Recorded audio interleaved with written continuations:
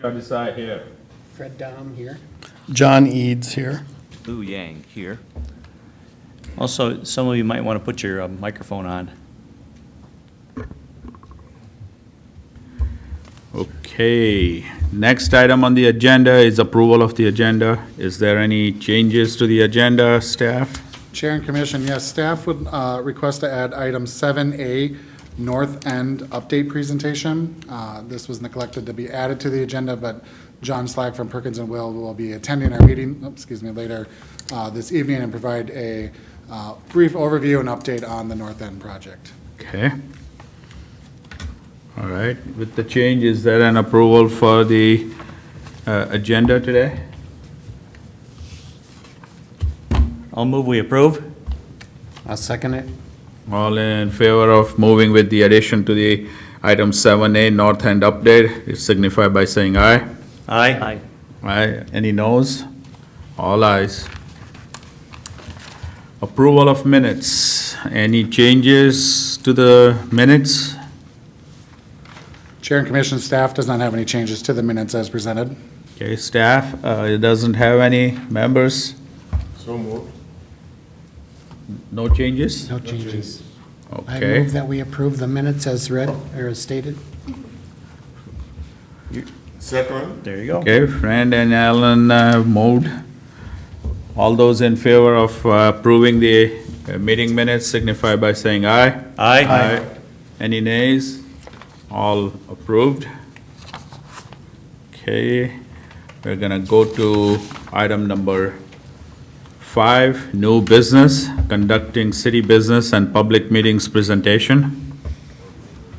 Melinda, you're gonna be coming over and giving us a presentation? Thank you. Huh? And as I just heard the presentation, expertly presented in the meeting prior to this, I will excuse myself for 20 Take minutes. a break. There Yep. you go. There you All go. right. All right. Well, first of all, good evening, and thank you for allowing me some time on your agenda. I wanted to take a minute before I get started to make sure you all know Mr. Knutson, our latest council member. I don't know if you were introduced to him at your prior meetings, but Mr. Knutson was appointed to the council in February. He comes with us a great deal of experience. He was a developer, executive with St. John's Hospital, but worked with the city staff on the EMS task force, which was looking at our fire department, and ultimately helped us come to the conclusion that we needed to go to a full-time fire department. So we're really happy to have him on board, and as you can see, he's the liaison to the Planning Commission. So just wanted to say that. I also wanted to just thank you for the work that you do on behalf of the city. I know the council takes very seriously your meeting minutes and the actions that you take to preview development proposals before they get to them. And I, too, appreciate the work that you do. Having worked with the planning commissions for several years, I know how hard it is to make some of the decisions that you make and that you take your responsibilities very seriously. So thank you for the things that you're doing for the city of Maplewood. Tonight I'm going to talk about how to conduct public meetings and primarily talk about the open meeting law. And I feel really lucky that we have an attorney here tonight. So if somebody throws me a question that I can't answer, we've got an additional resource here tonight. So that's really great. So if I say anything that appropriate, just raise your hand, Andrew, and we'll go from there. So the first thing is we're really going to talk about 4 main topics: the open meeting law and how that relates to technology and other areas relating to the open meeting law, conducting commission meetings, and then the role of the commissioners and the chair. Also, I forgot to mention at the end of this, I also have a little ask of you, so don't let me forget that I have a question for you guys when you're done asking me questions. So what is the open meeting law? The basic idea is that meetings of public bodies should be open to the public. Very simple. There's no statutory definition of meeting, but the courts generally tell us that a meeting is a gathering of a quorum of public officials to discuss, decide, or receive information on matters over which they have authority. And the Planning Commission is unique from our other 6 commissions in that you do actually have statutory authority to hold public hearings, to talk about comprehensive plans and land use decisions. The purpose of the open meeting law is to protect the public's right to be informed. It also allows the public to detect improper influence. And it gives the public a chance to provide input on areas that are of interest to them. Anytime a public body meets, you need to give advance notice, and you need to allow the public to attend. And the Planning Commission does specifically hold public hearings on zoning issues, conditional use permits, different things. So you are a unique body in terms of our other commissions. You do have public hearings and do need to take good notes, and I'm sure you've been through all of that with Mr. Martin. But you do have some specific things that you have to do at public meetings. There are penalties for violation of open meeting laws. There are attorney for city, it's attorney's fees per person suing the city up to $13,000, attorney fees for the city's attorney. Also, if you have a violation of the open meeting law, that can really create bad public relations and bad press. So then of course, we have increased scrutiny from the public and the media. For penalties for commissioners, there can be a $300 fine if the open meeting law is violated. The city cannot pay that on your behalf. And if you do it more than 3 separate intentional times or violations, you can forfeit your office. Some of the common questions about meetings is, can we have a closed meeting? And the answer to that is yes, but it really depends on the meeting. And some meetings can be closed, but very unlikely for you to close a meeting. It typically relates to land purchases or sale and other items that might be attorney-client privilege, and that really evolves around lawsuits primarily, where we have the opportunity to close that and talk about if we're being sued or we're in a case with somebody else. Doesn't happen with the Planning Commission very often. Other questions, do we have to record closed meetings? Yes, except for attorney-client business. And does the open meeting law apply to more than the city council? And yes, and that's why I'm here.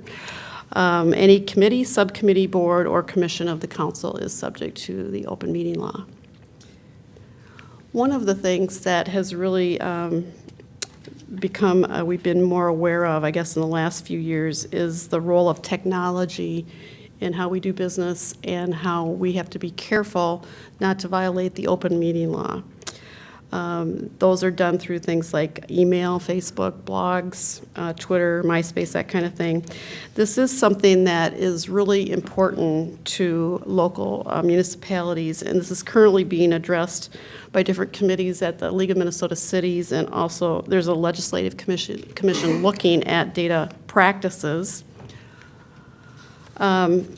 The open meeting law does apply to these things, email, social media, and other similar technology, and we believe that that is definitely the case.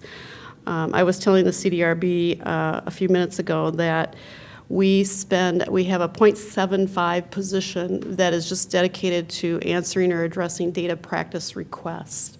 So there are a lot of people asking for our emails, our records, different things that we're working on. So use caution when you're doing emails. The league opinion is that advisory board violated open meeting laws by exchanging email messages related to official activities of the board.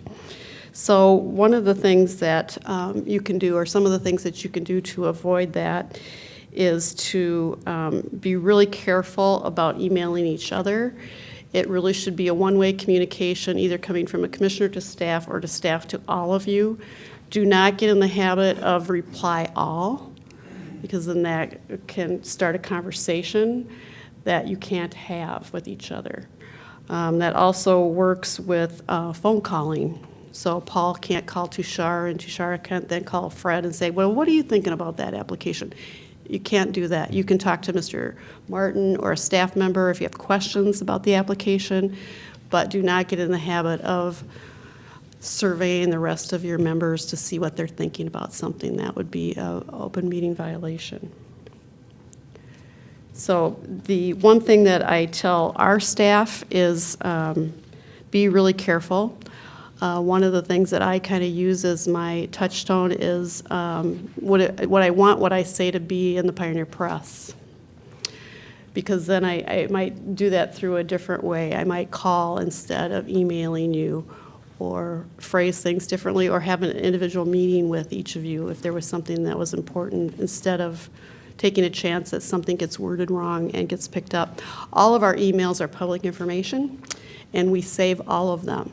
So we're very conservative about that, but we do save all of our emails, and that comes at a pretty big cost. But that's what we feel we need to do to protect ourselves when people ask what we're doing or want records. And as I said, we get a lot of that. Can we have a meeting where one or more members participate from a different location by phone or by other means? And generally, no. You can meet by phone or other electronic means if there's a health pandemic or some kind of disaster-related emergency. And you can do it through interactive TV or video, although the thing with that is you have to do it in a public place.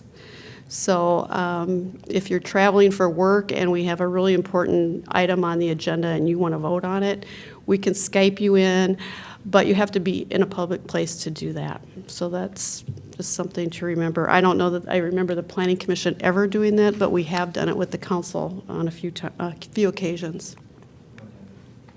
Yeah. So in terms of the electronic communication, just be careful about, like I said before, these serial conversations, and not to have a quorum in discussing any city business. So that gets us to serial meetings, which I talked about. That's if you're, if you're trying to talk to each other to kind of gain some consensus or help you form your opinion about how you're going to vote on a project. Just don't do that. You really need to have a public hearing and do that, reach agreement in public. Other considerations, be careful about before and after meetings. I didn't get here early enough, but I know as people are gathering here, once you hit that quorum number, you just have to make sure you're not talking about city business. It's fine to talk about you went golfing or fishing or your kids or some event that you're having, but wait till the meeting starts to have a business conversation. It would likely violate the open meeting law if it's not noticed and it's not open to the public. Other considerations, and this is one that I have been asked a lot by the different commissions that I've met with, is what do we do at social gatherings if we happen to be at the same place and there's a quorum at this event? The answer is just don't talk about city business, you're fine. So you can be in social situations with each other, but don't talk about city work when you're there. I know the council takes that very seriously, and I've been at events with them where if there's more than two of them even in the same room, they disperse because they just don't want anybody to think that they're talking about city business. So they're very careful about that. Conducting meetings is generally left to the commission to regulate your procedure and your style. It's recommended that you adopt rules of procedure, and we certainly have that. We also follow the Roberts Rules of Order, and we want this to work for you, but we also believe that there's a pretty good agenda format and way to run meetings that all of our commissions universally use. You should adopt bylaws, which we have. Even if your meetings are going well, it's just important to have those. The rules should fit what you need, so if you think that the agenda needs to be changed or something needs to be considered, work through Mr. Martin or Jeff to do that. It's a good idea to review them once in a while. I don't remember the last time we did it, but it wasn't that long ago. Maybe every 2 to 3 years is fine unless something crops up. So how do we conduct our meetings? It's important to have an agenda, and of course our practice is to have a standardized agenda, which we use every meeting. Regular meetings are required by us. That's part of what we do, and when you have development proposals, you meet, and it's very infrequent that you don't meet because of lack of work. There's lots of work going on here at the city. You may address issues not on the agenda, but that has to be addressed through the chair. If you have an emergency meeting, you do have to notice the public. It's possible to address issues not noticed, but it's not a good idea. So in other words, it's not a good idea to get in the practice of adding things onto the agenda unless it's more routine in nature or a housekeeping kind of thing, or a communication from staff to you that doesn't require a decision. Roles at the commission meeting, all of you play a little bit different part. We have the chair. We typically have a vice chair. There might be an administrator or city manager that shows up. Sometimes we have an attorney, such as this evening, to advise you on a matter. We have employees and staff. We have audience members, and then you, the commission members. So what are the roles of all those? The chair presides over the meeting, keeps order, can vote or make second motions, participates in the discussion. You don't have veto power, or you don't have any individual authority as chair. You're all up there in equal role. What is the role of the commissioner is to vote or make second to motions, to participate in discussions, and once again, no individual authority. When you vote, you have to have a majority vote to move things forward. However you vote, we do take that to council for their consideration. So you're an advisory, in an advisory capacity to the city council. The role of the city staff is to write reports and publish notices, ordinances, and arrange for recording the minutes. We keep all the minutes, that's public information. Attend and participate in commission meetings. City staff may not vote. And we assist with reports or research. And the role of the city attorney or other city staff or consultants, it depends on the need and the city council guidance. Tonight you're going to have Mr. Biggerstaff here to give you some guidance on one of your items before you, and that is on an as-needed basis. We don't have a city attorney usually at all of our planning commission meetings because it's generally a way to try to save money, but it's also, we don't always need that special interest, although I will say that our legal staff typically reads all of our reports. Whether they're here or not, they know what's going on, and we share information about what you're working on all the time. So what is the role of the audience at a commission meeting? Their role is mainly to observe and to listen, but they may participate if it's needed or allowed, and if it's directed by the city council or statute to hold a public hearing or a public forum. So sometimes there might be a distinction between a public hearing, which is required by statute for a CUP or rezoning, that kind of thing. But the council may also ask you to provide a public forum on a particular topic that they're working on. So allow you to take testimony from residents on a certain issue that's important. Also, the audience in an open forum should have a chance to speak to the commission. The commission may make and enforce rules such as time limits, procedures for signups, which I see you have a sheet here on the DS or on the podium.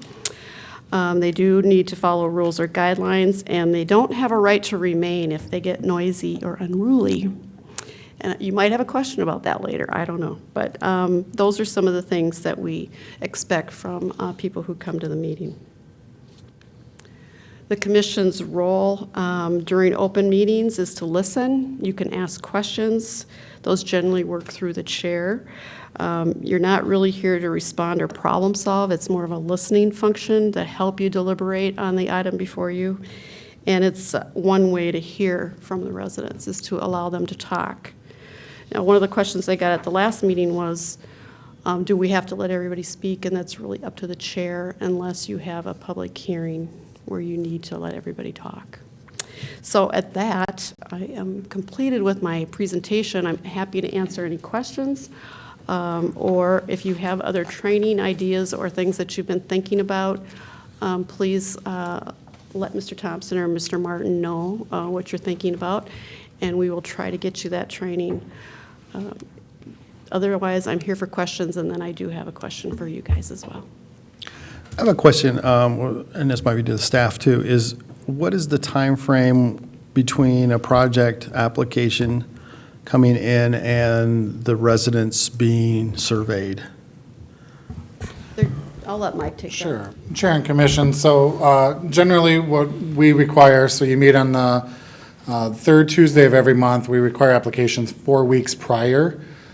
So given, if everything is supplied to us and it's in order, we have a full application. We'll do our initial review over that initial week, and then we send out, we make 2 touch points with property owners within 500 feet. We send out a neighborhood survey within that first week to 10 days, and then we start receiving that feedback that ultimately ends up in your reports. And then we're required to then publish a public hearing notice, which we do in 2 ways, in the official newspaper of the city, and then we send notices again to all property owners within 500 feet at least 10 days prior to your meeting. And do we have any idea of how percentage-wise we get in regards to when we survey, in regards to trying to listen to the community, how much feedback we get from the community? Realizing that each time it's going to be a different, but we have a set distance, and is it 10%, 5%? It seems to be minimal a lot of times. Chair and Commission, yeah, no, I don't have a percentage I can point to. It's really dependent sometimes on where the location is. If we have a project in the middle of the 3M campus, well, 500 feet notice is only 3M. Where, like the other item you have tonight, where you go 500 feet, we get several more properties. And it just varies from project to project on what kind of feedback we get. And I would just add to that, that one of the things that brings out the most people to a meeting, and it's not something that you would deal with, but it's street improvement projects. We tend to get a larger group interested in that. And we do that a little bit differently, where we go out to the neighborhoods on street projects and meet with them in the neighborhood a couple times before it really gets to council. So we do have different variations of engagement depending on what we're doing. And if we have ice cream or cookies, then we get more people. Yeah, property assessments will do that. We'll bring out the public. Yes, yeah, absolutely. And Chair and Commissioner, I would just want to add one other point to that. Something from a staff perspective we've been doing in the last couple of years on bigger projects, and that doesn't, the other public hearing tonight does not fall under what we would have considered encouraging the developer to hold neighborhood meetings, and that's prior to applications, so before they get involved with the city. So like the Mercedes dealership project, they had a neighborhood meeting. They invited neighbors to come in, look at their projects, and that's before they've even officially submitted anything to the city. So we're trying to, again, have another touch point before they're even applying to the city. And the reason we do that is we really try to work out any kind of concerns that the area residents have before we bring it to you. There's already been a layer of discussion about what their concerns are, and we can start formulating how we're going to address those. So it's just being a little more proactive about how we react to concerns. Yeah, Paul? Now, what about phone calls? When somebody calls and wants to talk to us about a project or something, how are we supposed to handle that? It's okay to take a phone call from a resident. Just be careful that you don't tell them how you're going to vote, or that you just mention, I need to hear everybody's concerns, so thank you for sharing yours. When it comes before us, we'll take everything that we hear into consideration, that kind of thing, but it's fine to take a call from a resident. What you don't want to start doing is, after you talk to that resident, to give Alan a call, or Fred a call, or John a call, and start talking about that with them. That's, you need to deliberate at the DS. Now, what is the reasoning behind that? If we're discussing something, we're not telling each other how we're voting, what is the reasoning that we're not supposed to discuss any city business? I guess Andrew might have something to add to this, but my perspective would be that even if you don't say how you're voting, you might be perceived as trying to influence. Andrew, do you have? Right, and the only thing I would add, I think Melinda touched on it in the presentation, part of the open meeting law's focus is those discussions should be happening in this setting as opposed to on the phone or through email. So it's really aimed at allowing the public an opportunity to observe and potentially participate in that discussion. So even if the purpose of the discussion isn't to sway votes or to change people's minds, I mean, those discussions, that's sort of the the reason that the public, that's what they're focused on. So having that discussion in public is generally the safest way to avoid any sense of impropriety or any, sense that decisions are happening in the back room or anything like that. Does that define when it said it depends on reason? I was wondering, what define the reasons, or how do you approve the reason? What reasons are approved for closed door meeting? No. Yeah, I really don't believe the planning commission would have hardly anything that would come before you that would need to be closed.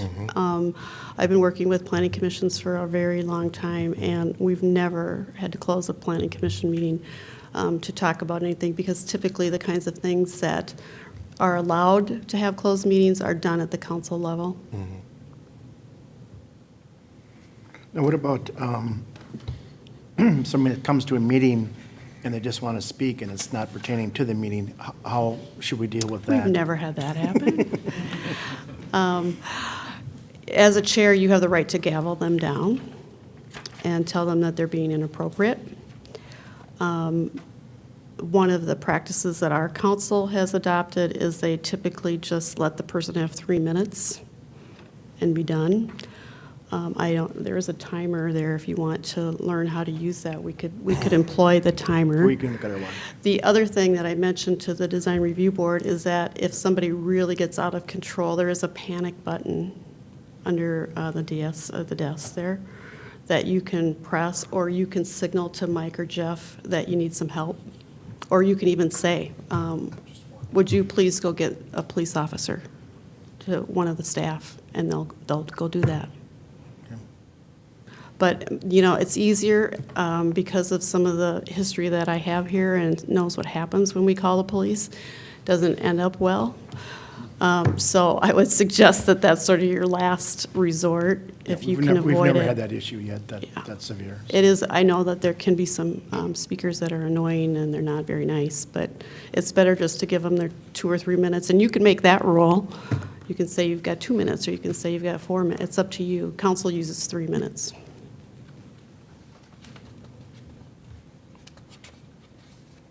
And what about if, this might be way out of line to even ask this, but what if somebody tries to offer you money or something? Who do you contact about something like that? You should let me know right away. Okay. I mean, it's never happened, but I just thought, what if, Yeah. You never know. There is a gift law too, which normally doesn't come into play at the commission level, but there is a law that was created several years ago now. It's called the gift law, and what it does is it restricts you from taking gifts or money in excess of $5, I think is what it is, which you can't barely buy a cup of coffee for that. The other thing is, it's okay if you're a speaker at an event to have a meal. If you're there to present some information regarding something the city's working on, you can have a meal or that kind of thing, or accept an entrance into an event because you're a speaker. But otherwise, just kind of, you don't really let somebody buy you lunch. It's a cup of coffee. I'm looking at the penalties over here. It said a $300 fine, city cannot pay. Right. So who is to pay? You. Oh, you didn't say that here, You just heard it right now. Well, So that's one of the things to consider as to a reason why you wouldn't want to be involved in a serial meeting or an open meeting law violation. So I know some of you have been around a long time, and this is kind of old news, but I know we have some new members too, so hopefully you found a little bit of value in this. And if you ever have a question, certainly call me or Mike or Jeff, and we'll try to help you through something if you have a need. And if we have to, we'll consult with our attorneys too. But generally, we've been really lucky to not have that kind of thing happen with our commissions or our council.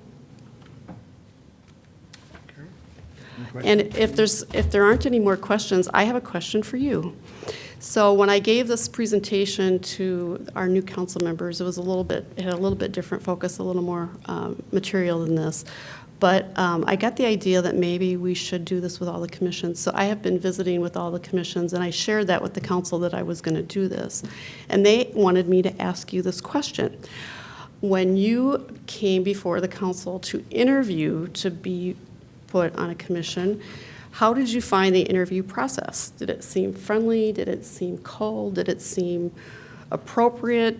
Any feedback that you can give me about how we could maybe improve the commission interview process?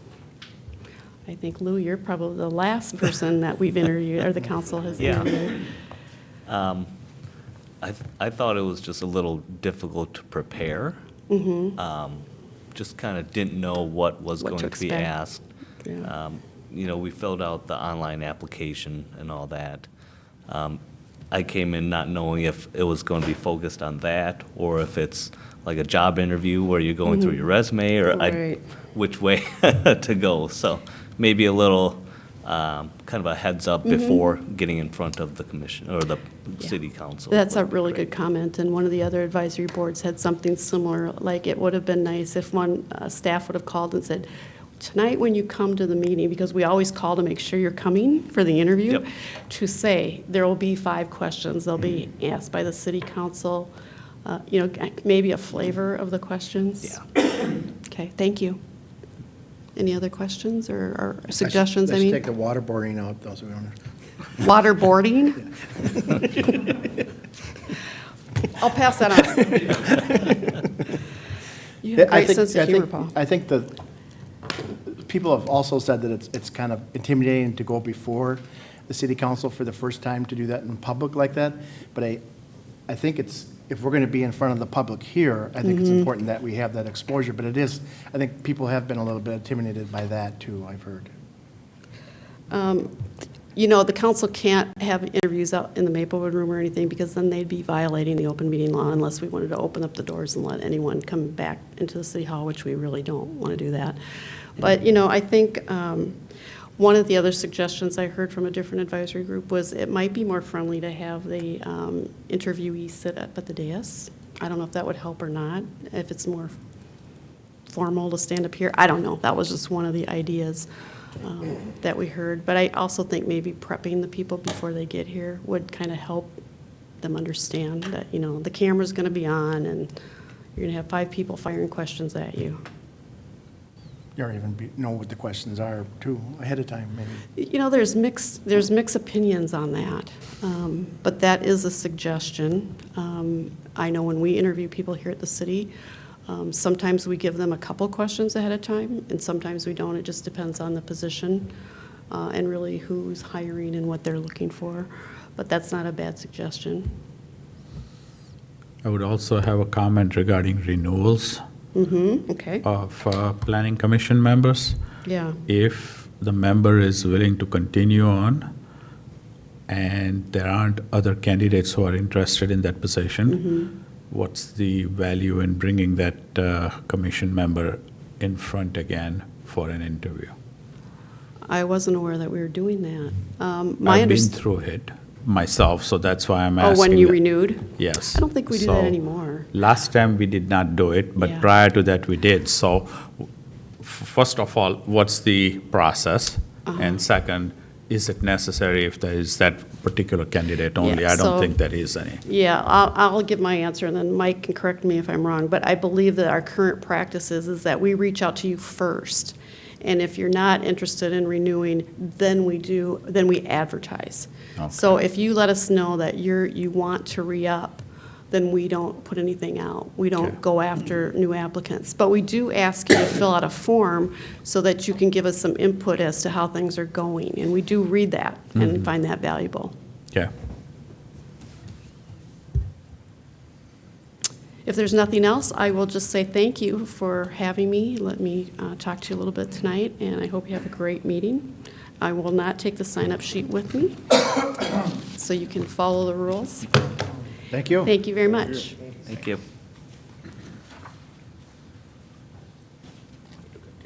Sure, go ahead. You started. All right, thanks, Melinda. We will move on to item number 6, public hearing. Item A, 7 PM or later, rezoning and variance resolutions, 380 Gilman Avenue East. Staff report, please.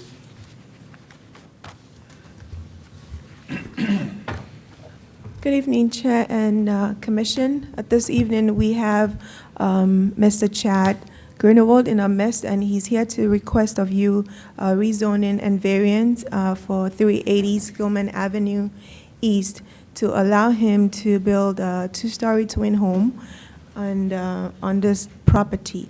Now, up on the screen is an overview map with the red outline, the red box showing the outline of the property. It's a 20,000 square foot lot. And as you can see, it's quite of a unique lot. It has it fronts 3 streets, Gilman, Arkwright, and then Edgemont Street. This is a zoning map. Currently,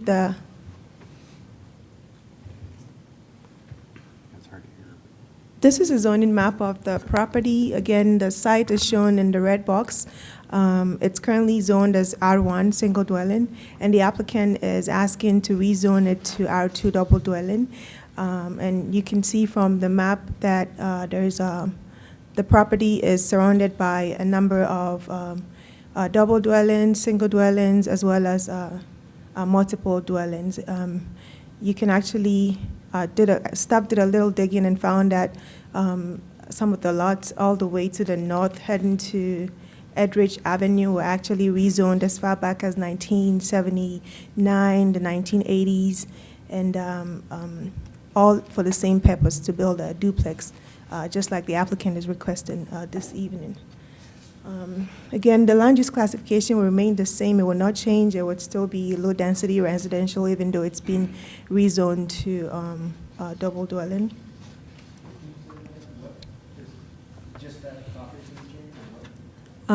The zoning would change from single dwelling to double dwelling, but then the designation would still be the same. The land use designation would still be low density. The comprehensive plan would still be low density residential. That would not change. Here's a little table that I put together just comparing the different districts, the R1, R2, as well as what the applicant is proposing. And so in the R1 district, according to the city code, the lot has to be at least 10,000 square feet. In the R2 district, it has to be 7,500 square feet. Lot width is 100 foot for both R1 and R2.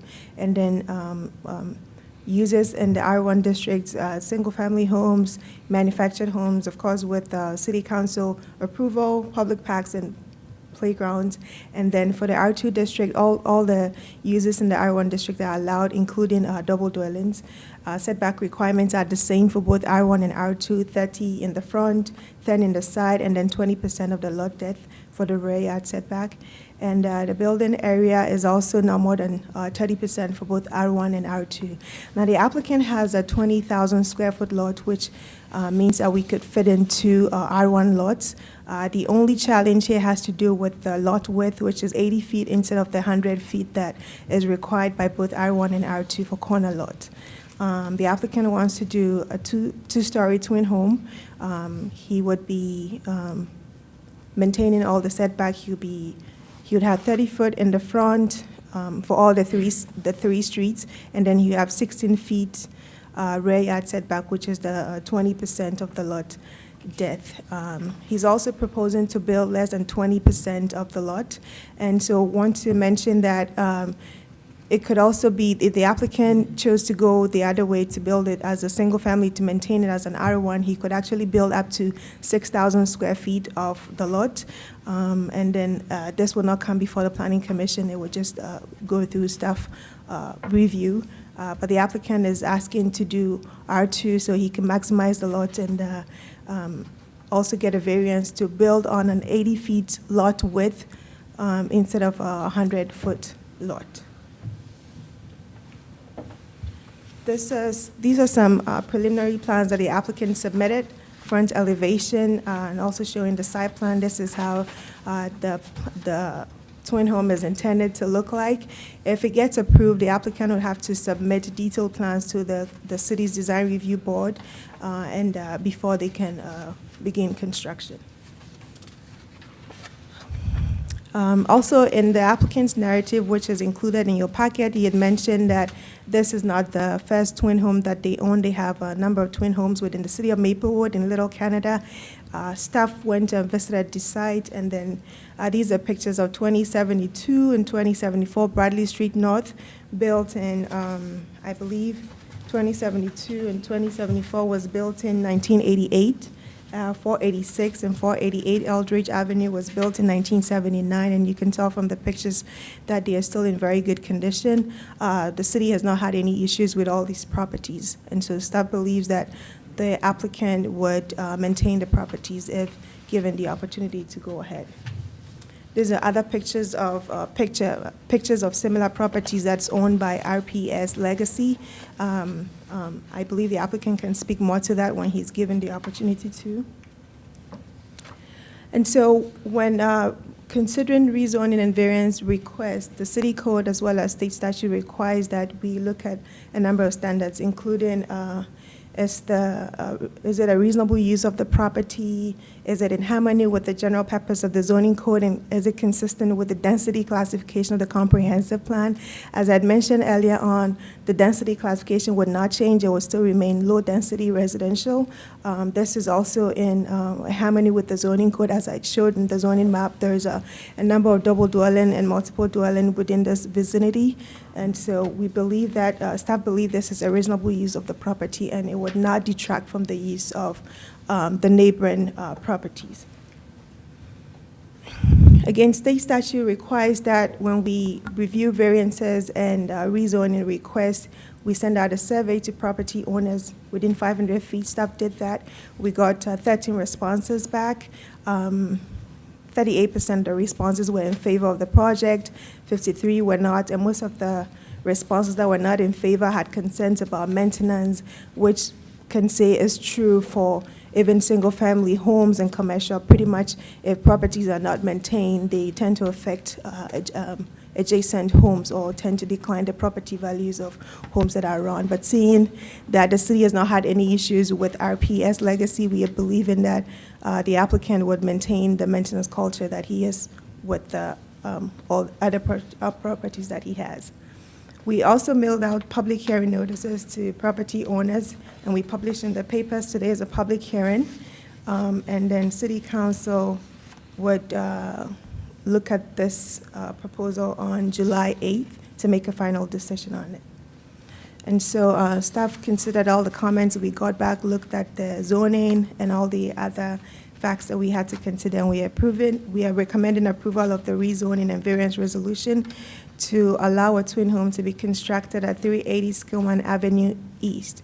However, if it's approved, the applicant would have to go before the city's design review board with detailed plans so they can review and would have to approve it before they can construct it. It would also have to, the applicant would also have to comply with all the conditions from the engineering department as well as other conditions that the board would have, including adhering to the city's tree preservation ordinance. With that, the applicant is here. I can stand for questions. Staff can also stand for questions. Thank you.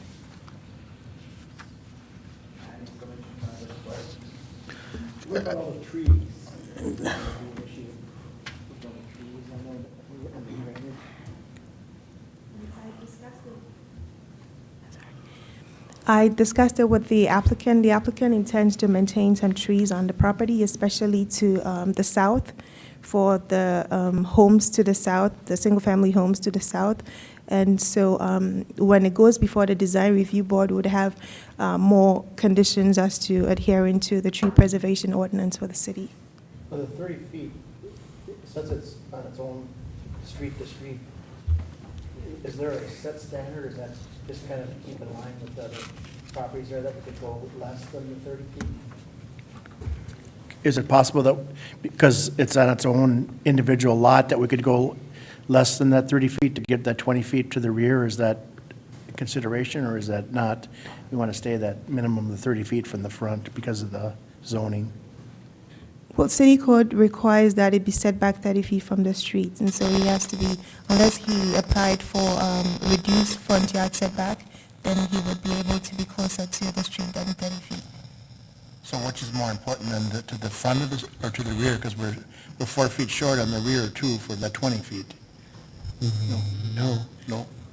The rear requires 20% of the lot's depth, and so when that is calculated, he has to be 16 feet in the rear, which he meets. Okay. So he has no issues in the front and then the rear setback. Okay, never mind my questions then. Can I have a clarification of what you said? Did you say the properties that are double dwelling now were rezoned in the past? Like at 373, the dwellings on Skillman? They were single family and then changed to? Yes. Okay. And I think a typical example is 2049 and 2051 DeSoto was rezoned in 1971, I believe, and then 431 and 462 Belmont Lane was also rezoned in, I believe it was rezoned in 1985 before it was eventually split up as individual parcels. But the properties on Skillman are the ones I'm referring to. Yes. If you go to the map, these properties that were changed across from the street. Yes. So this was all originally R1, and those individual properties had, Quite a number of those that I found historic files on were rezoned in the 80s and 70s. thank you. You're welcome. Any questions? Any more questions? What is staff's recommendation on this? Are you recommending that we approve this? Staff is recommending approval of the rezoning and variance. Okay, if there are no further questions, I would like to request the requester of this variance to come up and please sign your name in and tell us your name and address. Chad Grunwald with RPS Legacy, 2935 Country Drive, Suite 100, Little Canada, 55117. If you can sign in too, please.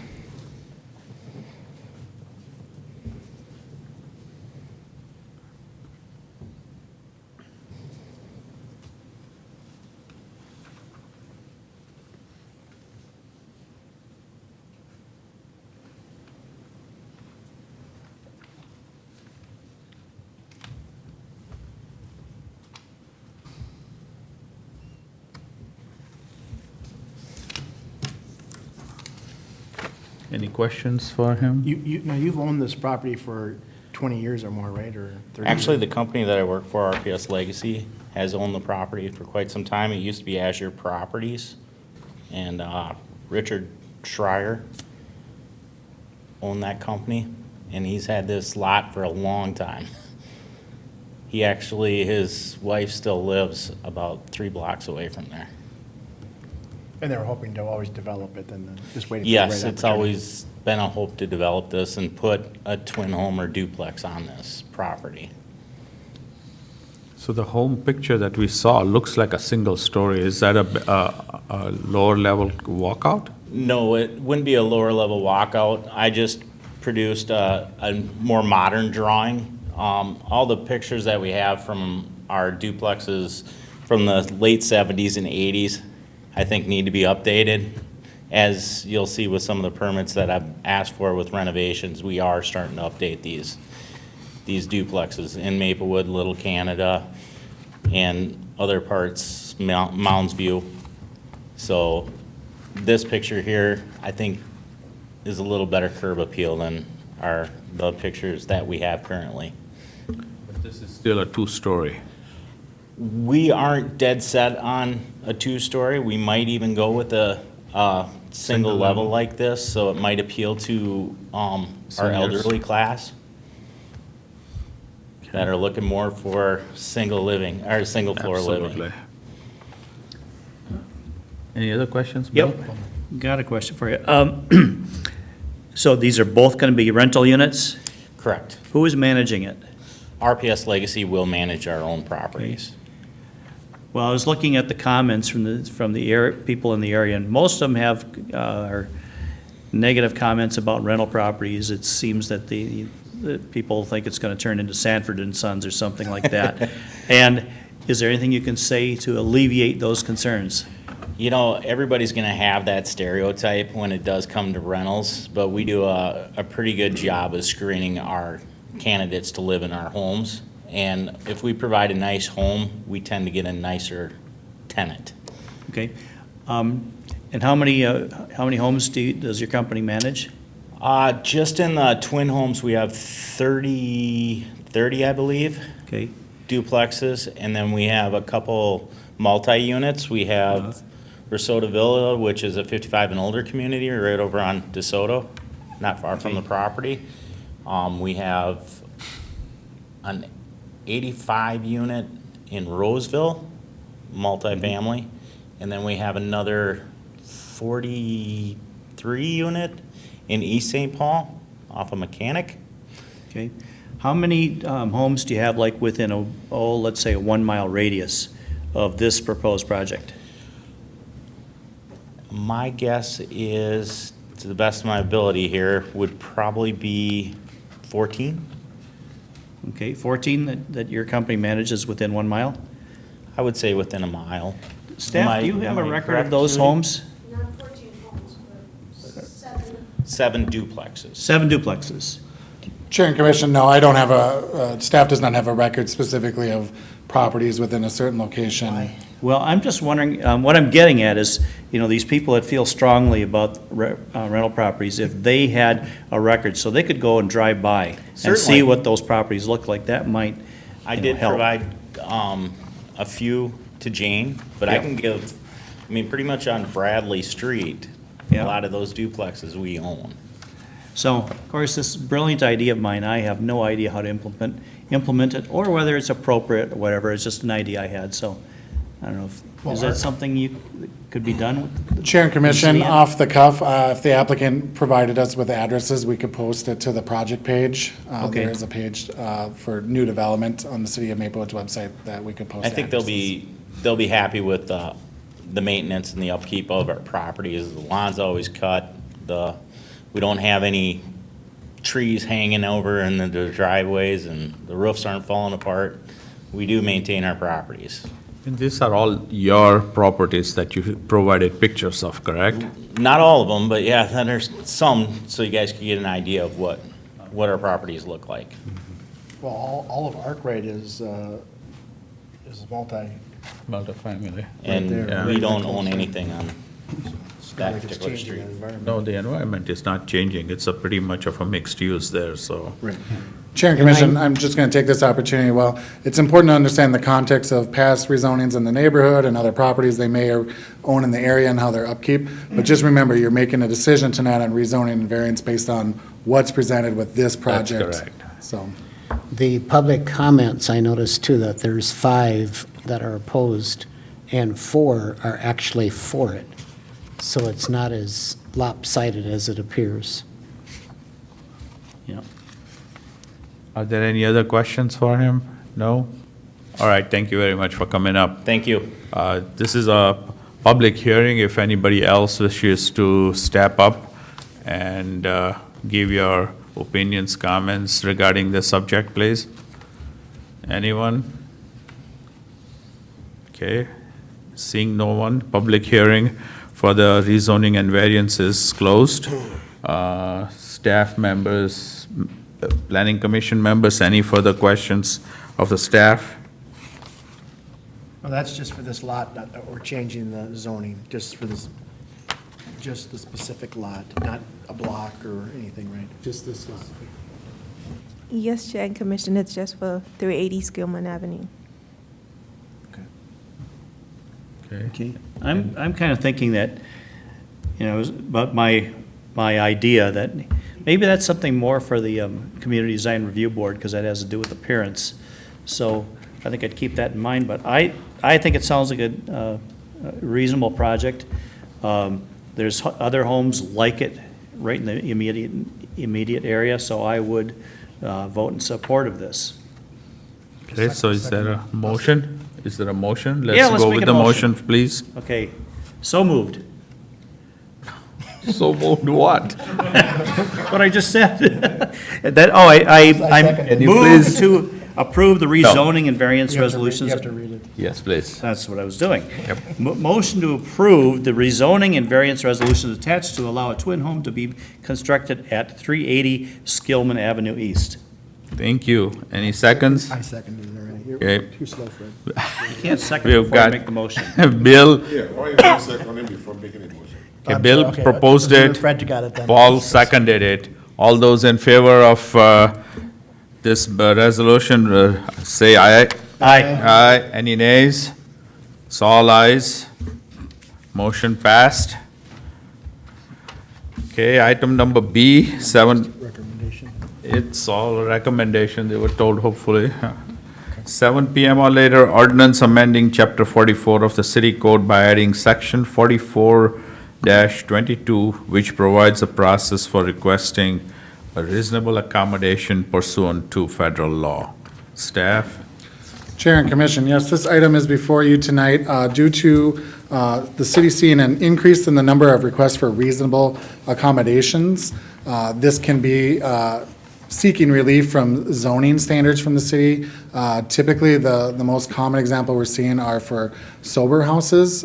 So for individuals that are looking to live together that have a chemical dependency that is protected as a disability under federal law. And really, it's resulting in requests of increasing the number of unrelated individuals living together. That's not the only thing that could be requested, but that's what we're commonly seeing.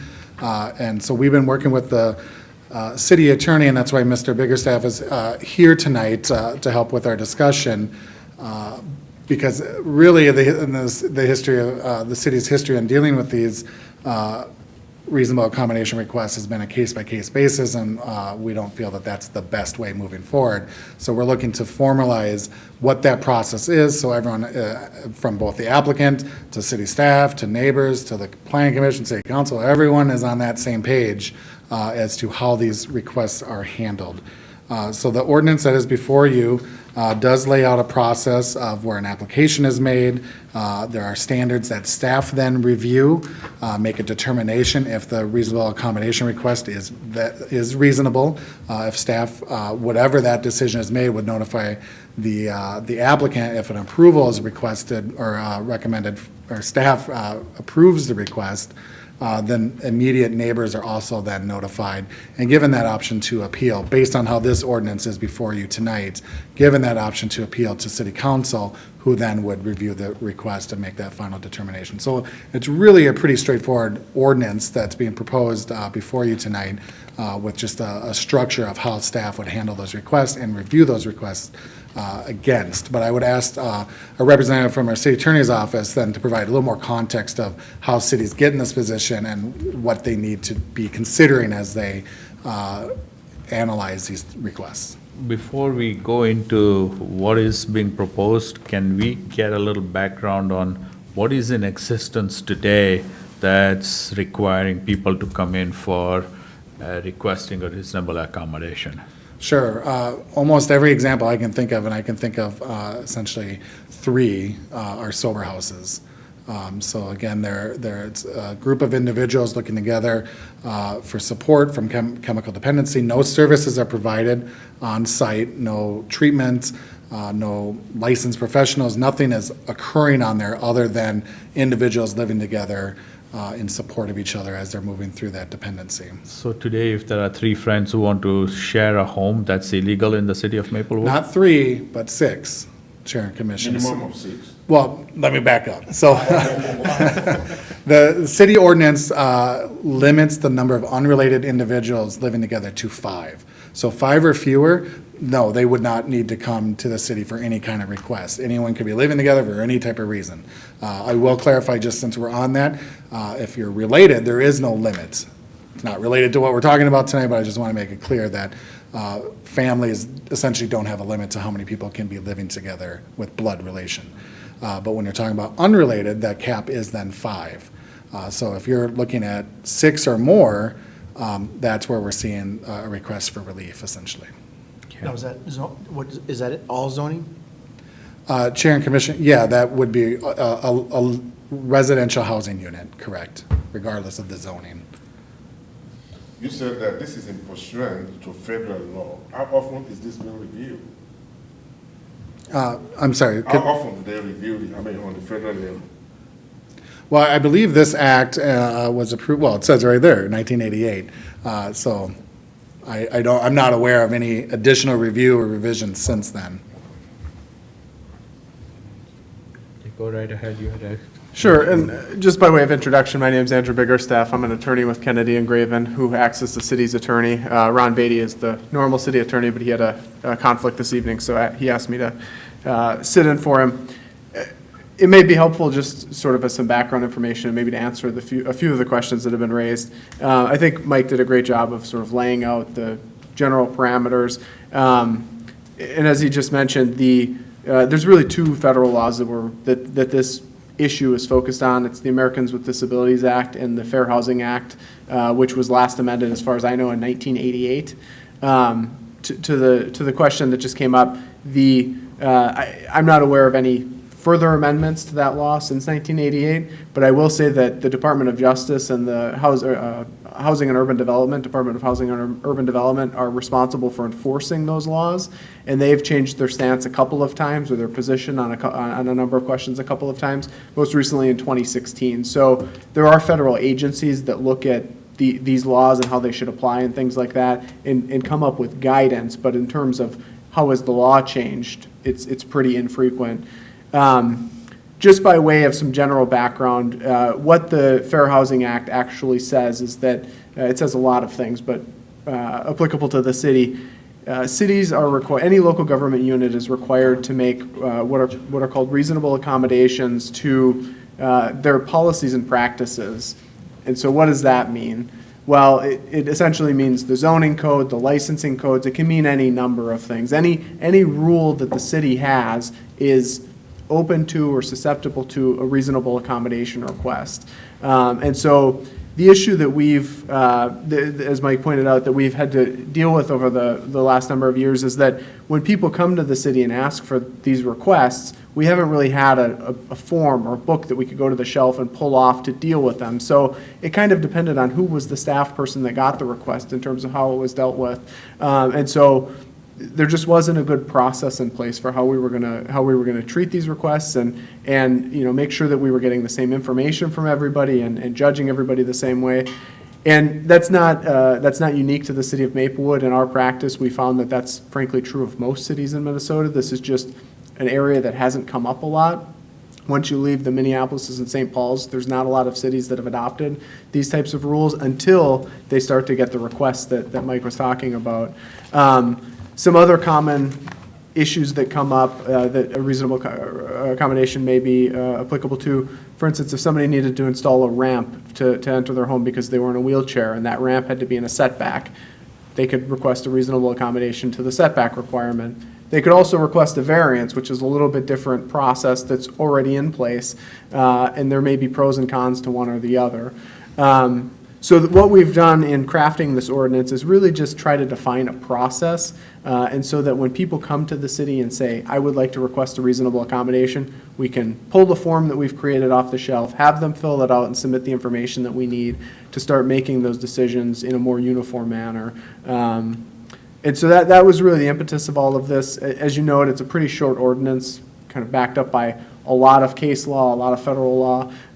There's a lot of nuance in the details, but what this is really aimed at is just defining that process and giving staff really something to go back to help people work their way through this type of request. Now, does this also put any burden on if individuals renting a home and the owner of the property is not wanting to? Is there fine lines that we're drawing here that are saying that they can request things that they don't want to do, or things that they have to do because it's the law now, or that's? Yeah, that's a great question. I think one important thing to remember is that in order to be eligible for a reasonable accommodation as a general matter, you have to be able to provide evidence that there's a recognized disability. And those are all set by federal law, so it's sort of the traditional physical disabilities and things like that. As Mike pointed out, chemical dependency is something that has been recognized under the Americans with Disabilities Act. So you have to be able to prove that there's first of all a disability. You also have to be able to prove that both the accommodation request is reasonable, and there's a few steps to doing that, and that it's necessary to afford a person with a disability an equal opportunity at housing. So by no means is this process sort of a rubber stamp for these types of requests. It's not intended or to be used as a way for people to just avoid having to come in and request a variance or go through the application and hearing requirements for a variance. It's really sort of a niche response to those specific things that are essentially protected under federal law. So it's not aimed at being sort of a workaround to the more traditional processes for things that a landlord just might not want to do. So it does, because now we're getting to the federal standards, they still don't have to, the owner of the property is still not going to be pushed into doing things they don't want to, because now the federal government's behind what these people are requesting. I guess that's my issue. I mean, What is your question? is the federal government going to be able to push owners of property, if it's a rental, or them to have to apply to this rule now? Because they're going to, let's say they want to have the whole house redone to the door widths, lower showers, all this thing, then is that going to be something that they can be behind then? I guess I don't want to make it a big open thing for this to be huge. Right. The way that we generally handle these types of requests, it's usually in response to some city rule. So the zoning provision that restricts the number of unrelated people, it's more proactive. So a property owner might come to the city and say, I'd like to have 10 people living in this house as part of a sober home, or I'd like to do a ramp. It's a proactive way to avoid or change a city regulation. I don't think the federal government would step in, and if, for instance, if you got a reasonable accommodation approved, I don't think they would step in and say, okay, now you have to, make sure that all the bathtubs are accessible or all the bedrooms are accessible. There are some rules in place, and I'm by no means an expert on sort of ADA compliance, but typically the rule is that until something is renovated, it doesn't have to be made ADA compliant. That's really only applicable, in my world at least, to public buildings or public spaces that are open to the public. So I don't think that as a property owner seeking a reasonable accommodation, I don't think there would be any requirement or any enforcement from the federal government to meet any of those standards. But we could certainly look in that. It's never come up in the situations that we've dealt with this type of request, but it's certainly something that I think as a property owner you'd want to be aware of and concerned about. Right, because I know there's change and it's coming for the renters and that. I know that's why I'm just right. a little concerned that. Sure. Any other questions? None? Okay, barring none, you want a motion on this, Mike? Chair and Commission, first, it is technically a public hearing tonight, so if we could We'll take open care it of up, but that. there's nobody here for a public hearing, I know, unfortunately. but you're being recorded. John, did you want to say anything? So why don't you make a motion? Okay, we'll close the public hearing since there is nobody in the public to There you go. ask a question, so that goes into the records. After that, is there a motion? Yes, there's a motion. I would like to make a motion to approve an ordinance amending city code to provide a process for requesting a reasonable accommodation pursuant to the federal law. Second. Alan proposed. Bill seconded. We'll have a vote. All those in favor signify by saying aye. Aye. Aye. Any nays? I'll give it an A just because I'm a little scared of it. Okay. We have one nay and Paul Arbuckle. The motion passes. It'll go to the city council on July 8th, is it? Okay. City council will make the final decision for you, Paul. Okay, they'll go for it. Okay. Item number 7, unfinished business. We have an addition for the unfinished business North End update. Chair and Commission, thank you. I'm going to invite Mr. John Slack from Perkins and Will, the city's consultant who's been working on the North End project. I don't want to double up on much of what he's probably going to say in a few minutes, but we are nearing that end point of the project, so we wanted to make sure to come before the Planning Commission night, provide an update, get any feedback that you get from Mr. Slack's presentation, and we'll move forward. But with that, I'll hand it over to Mr. Slack for his presentation. Okay, thanks. Is it just the big button? Whichever one looks like forward. All right. It's a new one. It's not, I'm not just being a jerk. Good evening, honorable members of the Planning Commission. As Mike mentioned, my name is John Slack. I'm a principal with Perkins and Will, and we are the lead consultant on the North End Vision Plan. So tonight, what I have for you is a brief presentation. It's really a summary of where we're at in the planning process as we look to wrap up the planning process likely in the next month and a half. Please feel free to ask questions. I can go through this fairly quickly. Some of you have been engaged throughout, so you've seen a lot of this information, but really I'm here to just respond to any questions that you might have about the planning process to this point, and then you'll have another opportunity in the near future to review a final document that really outlines the process and the recommendations moving forward for the project. So Maplewood North End Vision Plan.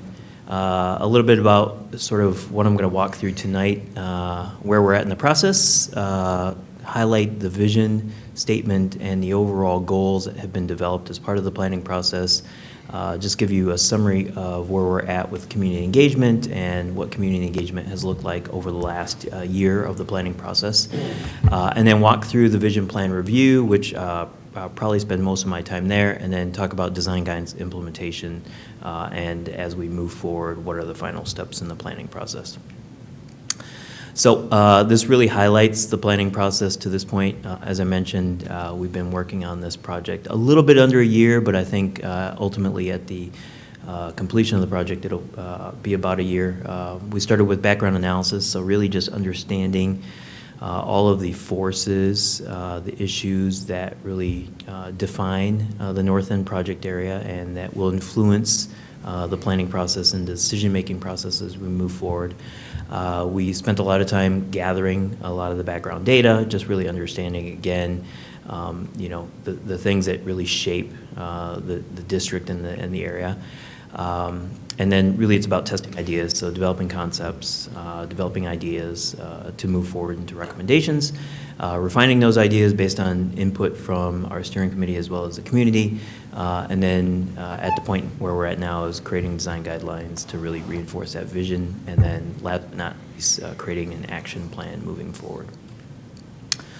So North End Vision Statement, this was a statement that was created as part of the planning process, working with our steering committee of individuals appointed to the committee by the council.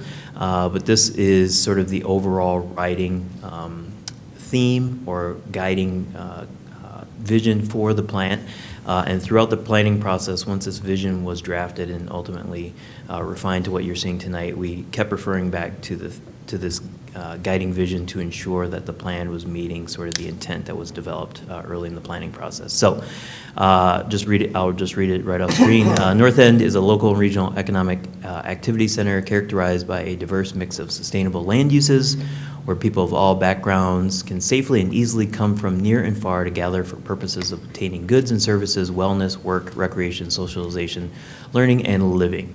So the statement really encompasses everything I think that was desired or defined as a need or a want through this planning process.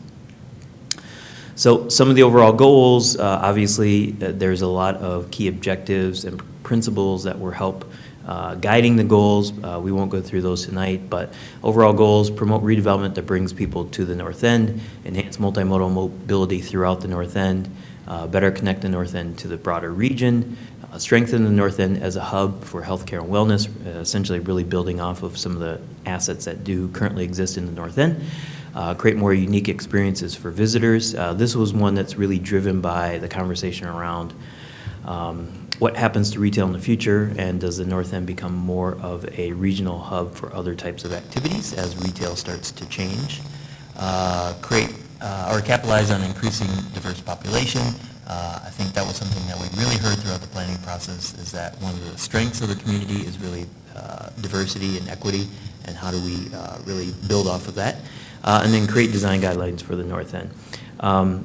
Something to note is that when we started this planning process, it was really about looking at creating a redevelopment framework for the area. But through the process, the plan itself started to evolve and became more under the guise of a vision plan. So a plan that really helps the city inform, to make informed decisions as we move forward. But one of the key pieces of that is these are the design guidelines, which actually gives the tool, or the city, a tool and a resource to be able to give to developers when they come in and want to redevelop in this area for what the development should look like, what setbacks are supposed to be, what the overall character and image of the development should be.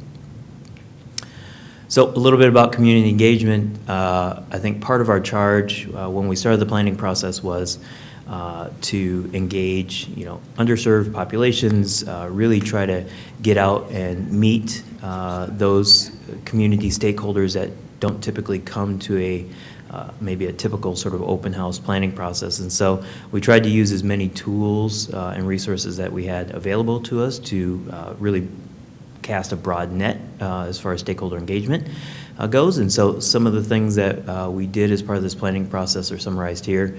So we had a working group which was comprised of 27 members, and you can kind of see it was a broad cross-section of individual stakeholders from the community. I would say on average, we probably got maybe closer to 15 to 18, I think, consistently at every meeting. And we had 5 meetings with that group throughout the planning process. And we have one more coming up at the end of this month to really kind of review the draft document. But it was a group that we spent a lot of time not necessarily talking to and presenting to. We actually created a lot of hands-on exercises and activities to engage this group. We had these individuals working with other individuals on the committee so that there was different perspectives that were being heard, and spent a lot of time just having more broader conversations about what this project is versus the consultant just talking to this committee. We also did a lot of business outreach. We had a consultant who assisted with this outreach throughout the planning process. So you can kind of see here some of the outcomes of that. Approximately about 150 drop-in visits, a lot of meetings and interviews with a lot of key stakeholders. There was a lot of roaming tables, traveling displays that were provided to a lot of these local businesses to highlight and share this information to their employees. And so this was a pretty effective way of at least doing outreach to community businesses. A lot of the feedback that we got through these outreach meetings and one-on-one conversations are highlighted here. A lot of what we heard is the opportunity to create a stronger mix of retail options, so stores, so restaurants, healthier food options, more destinations, apparel stores, more independent businesses. We heard a lot about the opportunity to look at mom and pop types of retail establishment versus a lot of big box retail establishments, to see what the opportunity is for those businesses to relocate within this district. Talked about partnerships with Century College, so the opportunities for maybe more on-site educational opportunities and or other partnership opportunities there. Improved bike and pedestrian connections was, I think, something that we heard a lot of in every meeting, looking within the district about creating those enhanced opportunities. And we heard a lot about the need for enhanced circulation transit options, and obviously one of the key drivers with this project is also the proposed BRT lines. And so we heard a lot about how do you get workers to the area, and how do you open up the opportunity to hire more workers within the area for the existing retail and uses within the area. And so all of this feedback played into some of the key recommendations that we made as part of the planning process. We also used online platforms, and so Social Pinpoint is something that the city has used previously as part of the comprehensive planning process, so we use this as part of this planning process, and so you can just see one snapshot of some of the input that was received during that process. Next slide really just shows images that were uploaded to the Social Pinpoint website from people who took part in the online opportunities, and so highlighted a wide variety of activities that don't currently exist within the district, as well as other commercial retail opportunities. There was also an online survey that ran for basically a little bit over 2 months, and you can see maybe not the greatest of turnout and responses, but 118 people went online, took the survey, and what this is showing is really a mix of who those individuals were, and so you're seeing a lot of the individuals were residents and or visitor or customers, and so who responded sort of weighed a little bit into how we sort of went through and prioritized and sort of filled in the gaps in what the responses were. As part of that survey, here's some of the questions and direct responses. So as it relates to biggest strength of the North End, you can see a variety of retail options, transportation, access, location, the mall, the hospital. Biggest challenges, healthy retail in general. So, it was seen as a strength, but also a challenge. A healthy mall, so you saw the mall as a strength and also a challenge. Crime and safety, a weak market for new development and traffic. Some of the things that people don't want to see changed, some of the businesses and stores. We heard a lot about some of the existing core businesses in the area and how they're important to the residents and stakeholders and visitors to the area. The hospital medical services was something that we heard a lot of as part of these one-on-one interviews about how important of a use it is, how it's an anchor for the district, and how we can sort of help support and build off of those uses, green spaces, roadways, and then things that people wanted to see change, including more and different businesses, more diversity of land uses, more sidewalks and trails. And so you do see sort of on both ends of what people saw as positive as well as negative, a lot of the same answers.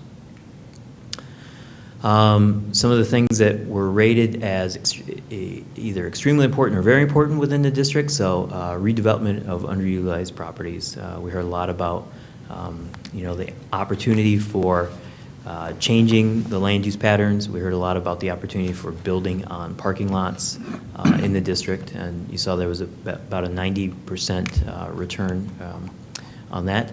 Development of underutilized parking lots, safe and plentiful pedestrian connections, more entertainment options, additional parks and green spaces. So a lot of the same themes that not only we heard as part of one-on-one conversations and with major stakeholders, but also with this online survey. We also held multiple open houses. The third open house was held May 29th, so basically last month.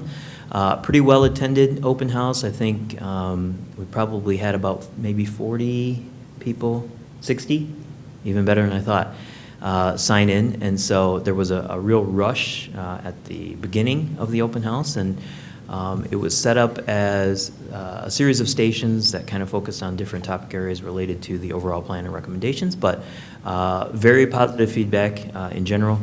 We got really constructive feedback on a couple of things like really more detailed kind of elements, but the need for bicycle parking, I think resting areas or areas of respite for pedestrians or transit users, more active uses in the parks. Some of that actually obviously goes towards more programming than it does sort of physical design.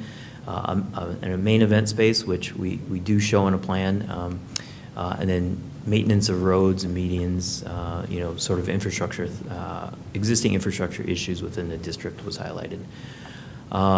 We also heard a lot from Cardinal Point who just had a lot of concerns about the BRT alignment along Hazelwood. There was a large contingent from Cardinal Point at the early part of the meeting. And so we did have representatives from the county who were part of this open house, who had a station that focused on BRT. And so there was some robust conversations about how the alignment was selected and the impacts to some of the existing residential uses in the district.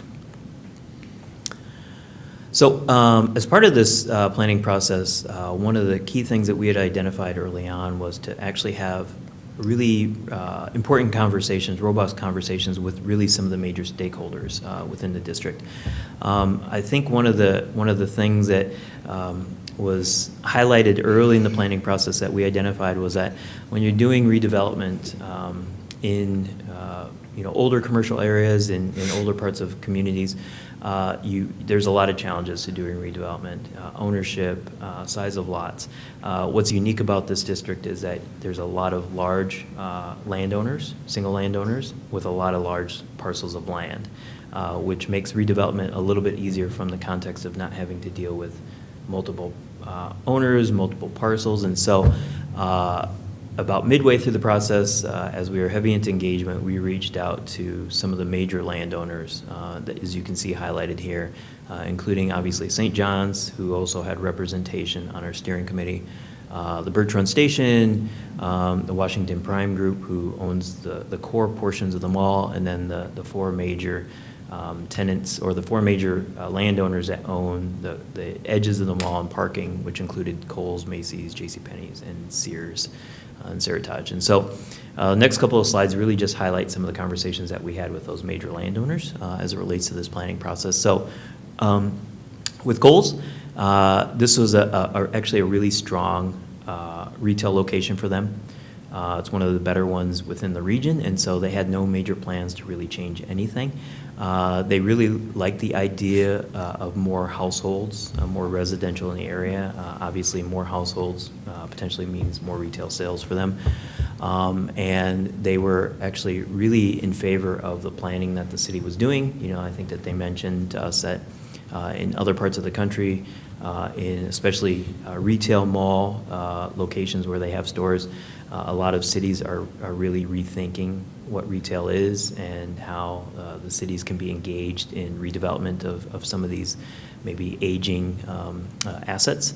And so no major plans at this point, but they wanted to stay engaged in the conversation as it moved forward. Sears and Seritage, which is really their sort of the retail side of Sears. When we first talked to them, there wasn't a lot of, it was an interesting conversation. They hadn't really thought much about this store location. It had been closed when we began the planning process, or early on in the planning process.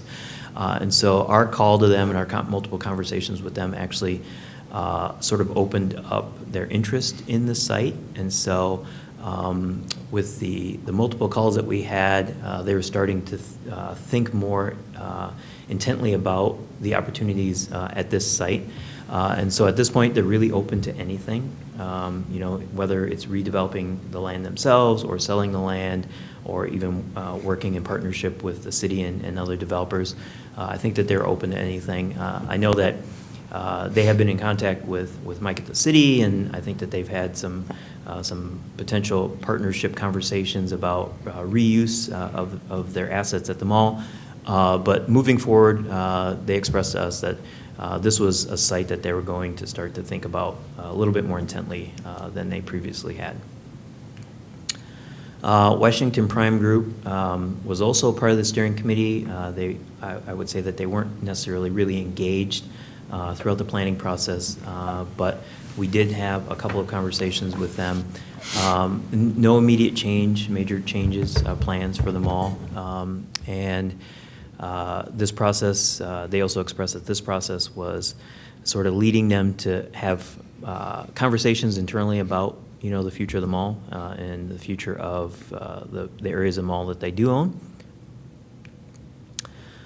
Macy's and JCPenney's, as you can see on the slide, we were not able to communicate with them, did not return phone calls or emails. And so we sort of had heard through the process of having conversations with Washington Prime that that's maybe what we would get from them. So we weren't able to have those conversations. Birch Run Station, which is obviously a major landowner and tenant in the area, we had a really fantastic conversation with them. It was a typical sort of conversation where the landowner developer started the conversation with, okay, where's my building? You know, what are you doing with my building? And it slowly evolved to a conversation about, you know, the potential of the site and the land that they had owned.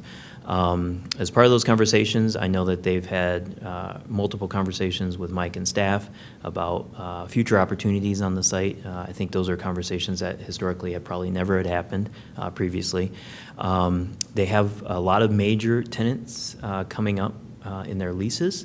And so as part of our conversation, they were even wondering if they should hold off on renewing those leases, if they should start to think a little bit more holistically about what to do on the site. And so our conversations really evolved from, you know, what are you doing on my site to what are the opportunities for us, you know, on the site, whether it's selling the land or it's collaborating with the city and multiple developers to redevelop the land, to just really thinking long-term about this asset.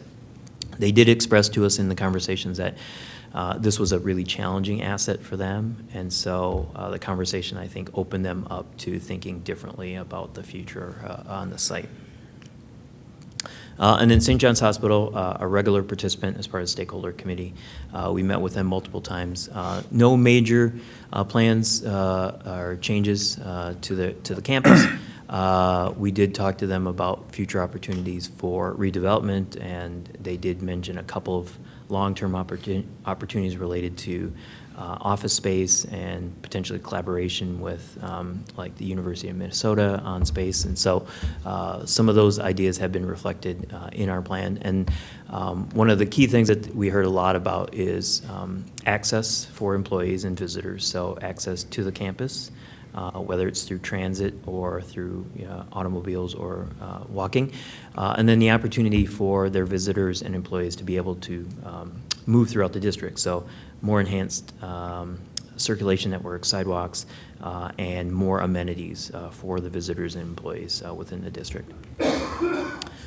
So that really led to a series of 2 working meetings with the steering committee where we did first off an exercise.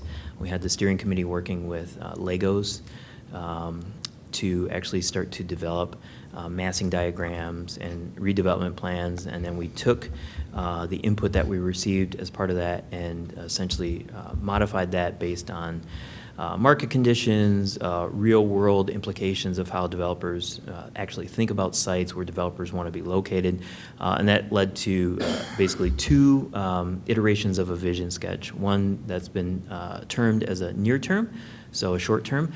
What this really identifies is what I see as key sort of short-term opportunities within the district. And so you can see this Sears site. So basically everything south of the Maplewood Mall building there is the Sears site. And because of their interest, potential interest now in looking at opportunities, that was a site that was identified, as well as a portion of the area directly adjacent to the hospital, St. John's, and then a portion of the mall. And so this is highlighting potential land uses. So yellow represents residential, orange represents mixed use, so looking at some sort of retail office space on the first floor, residential above. Blue, in this case, represents a hotel. And yeah, we lots of conversations about the location of a hotel. And then purple represents office, mixed office with potentially St. John's and another partner, and then open space shown there in sort of a green space, as well as enhanced connectivity via sidewalks and new street connections and public realm improvements along streetscapes. So one of the sort of key drivers was the extension of St. John's Boulevard. so the opportunity to extend St. John's Boulevard to the east. And so you can see how that is now extended basically through a portion of the existing, both existing mall sites and ultimately connects out to White Bear. And then that starts to set a framework for the street network that could happen as part of early redevelopment with the long-term view of an overall street network as a guiding principle for the overall framework of the district. You're also seeing shared parking opportunities. You're seeing how the BRT will access the existing transit center and how we're improving connectivity to that transit center. Then there was a second iteration, which is what we're just identifying as long-term potential. Again, because this is now under the sort of the guise of a vision plan, we don't want to be too prescriptive of exactly what land uses are where and sort of scale. What this really will do is sort of set a guiding framework for a developer to understand that the city wants to see more residential, wants to see more mixed-use opportunities, wants to create more smaller, compact, walkable blocks versus sort of mega blocks, wants to create an opportunity for enhanced public realm streetscapes, more open space, and in this long-term vision, looking at rethinking the Maplewood Mall. So instead of an inward-facing, inward-focused mall, putting retail out at the edges. So you're kind of seeing red retail sort of wrapped at the edge of the building now. This plan also, in addition to the existing land uses, the colors that were identified on the previous slide, looking at more shared parking opportunities. So the opportunity to share parking at ground level as well as shared parking within parking structures, and then more open space connectivity. So really improving access and circulation for all users within the district.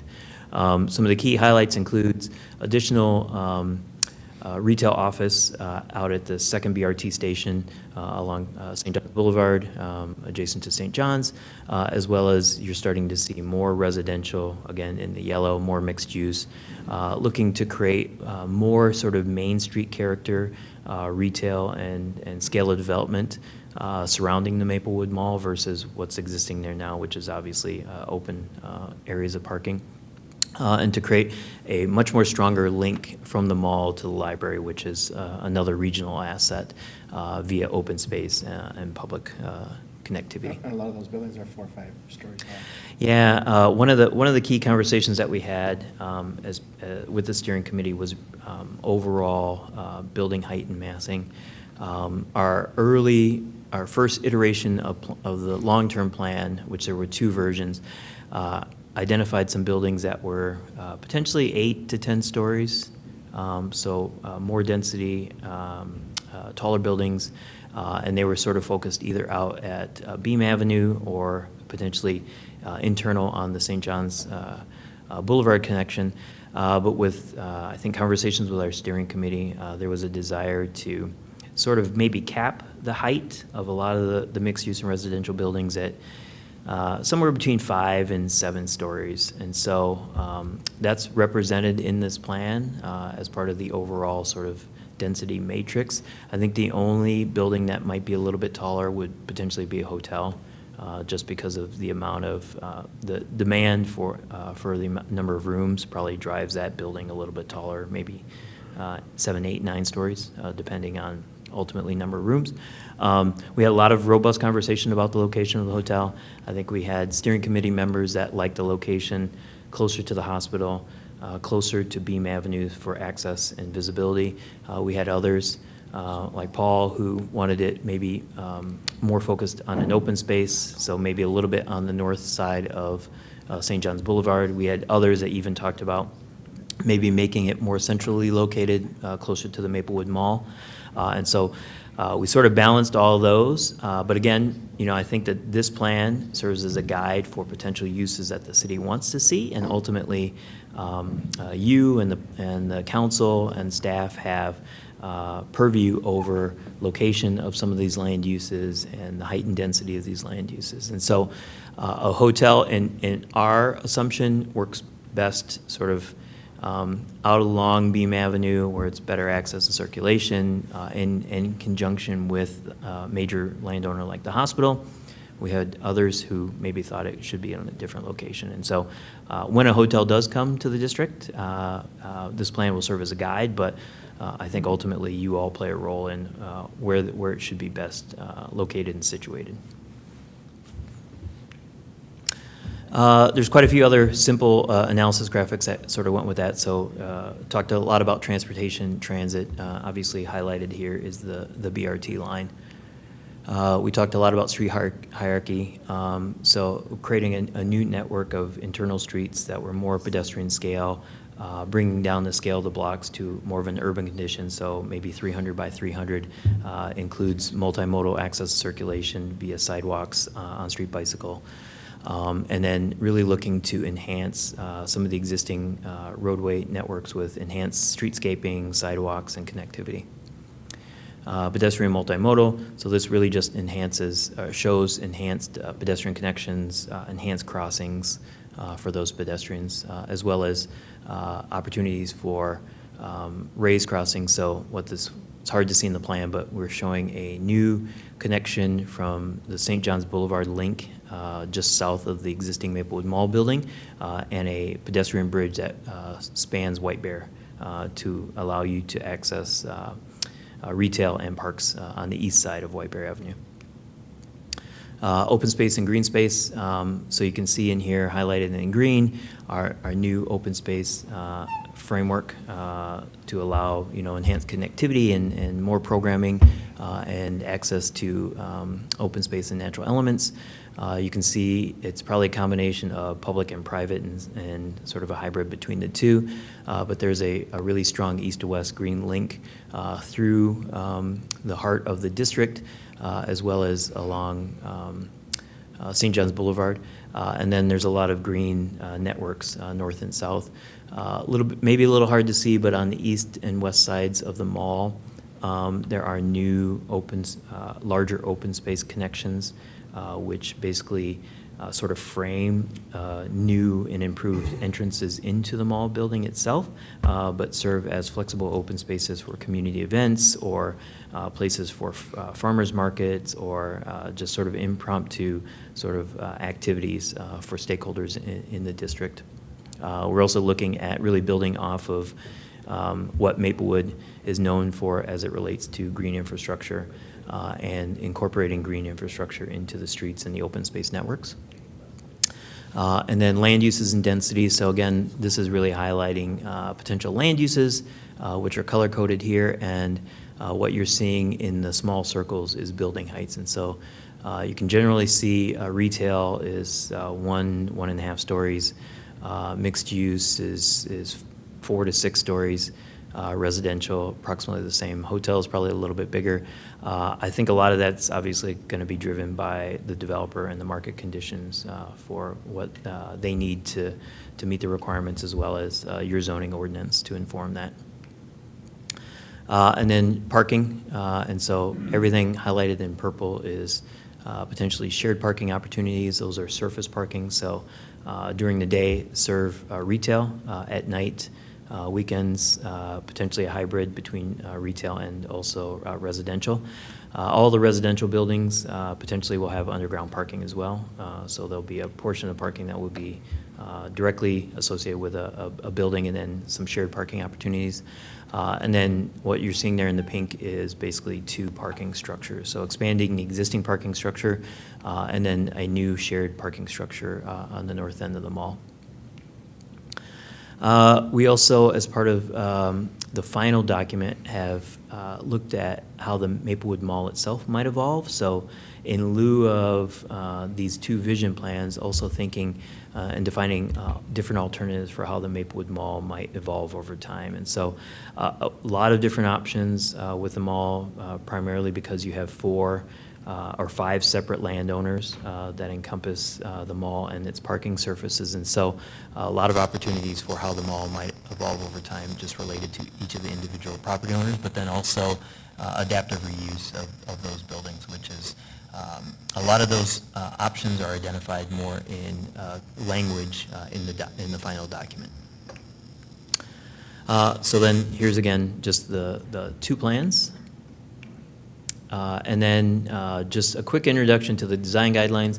There's a lot more detail in the final document that you'll get a chance to review related to the design guidelines. But we felt like design guidelines was going to be potentially a regulatory tool that this body could use to help inform development in the district.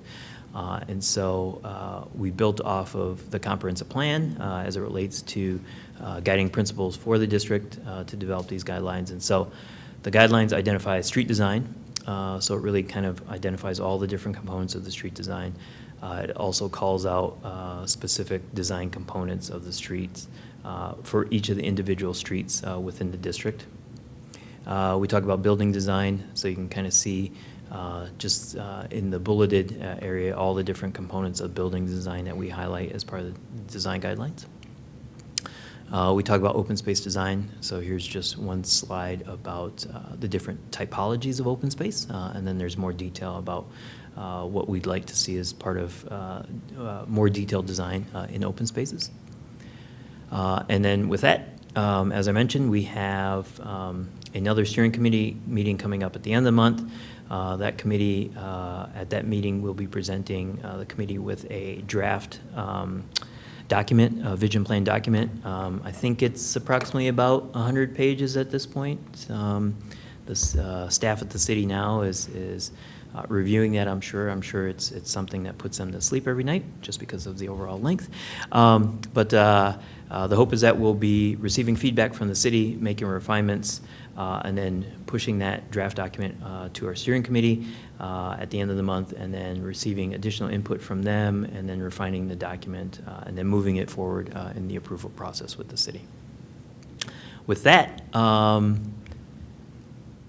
here's the next steps. With that, I will open it up to any questions or comments that Planning Commission might have.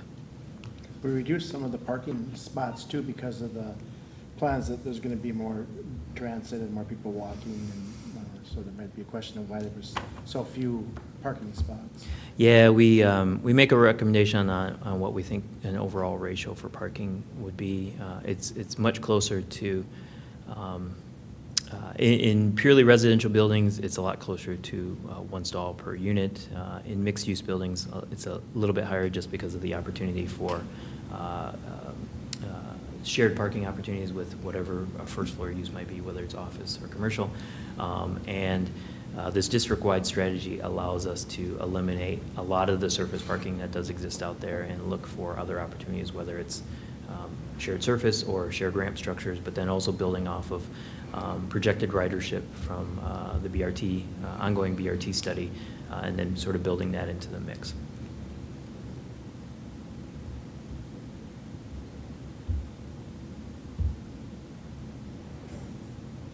Any other questions?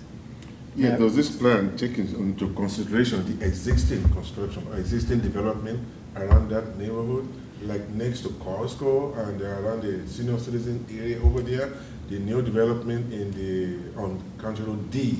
You know, those are, I think there's a commercial lot too on County Road D that is meant for proposal. Do you take all this into consideration in terms of density? Yeah, we did. As part of one of the first deliverables for this project, even prior to sort of kicking it off with the steering committee, we did a market analysis.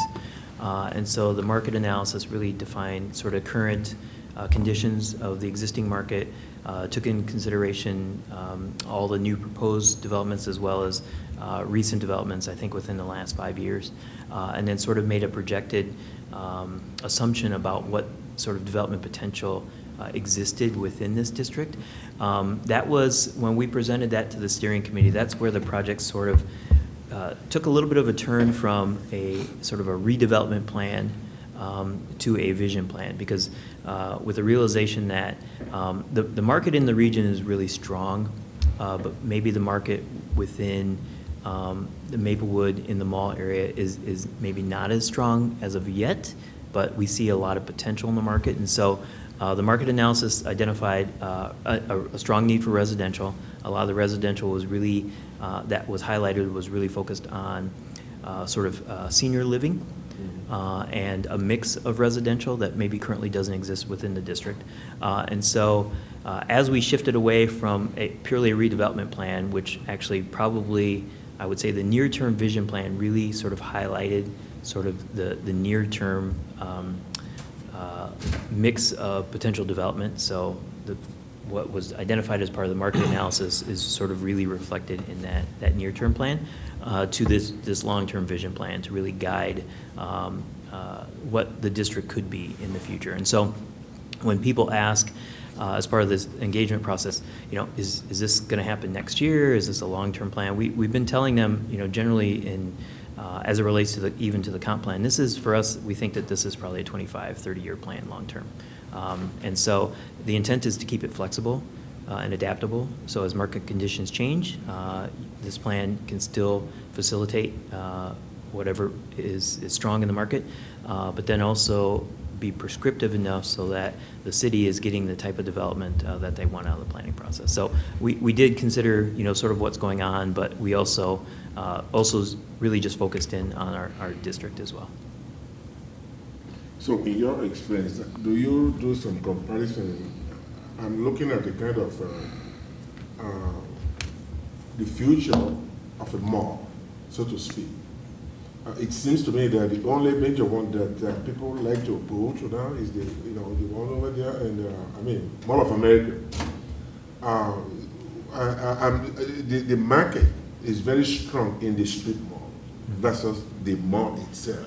But people are used to mall going there for like a shelter, you know, that kind of stuff. There's a lot of vacancies. Yeah.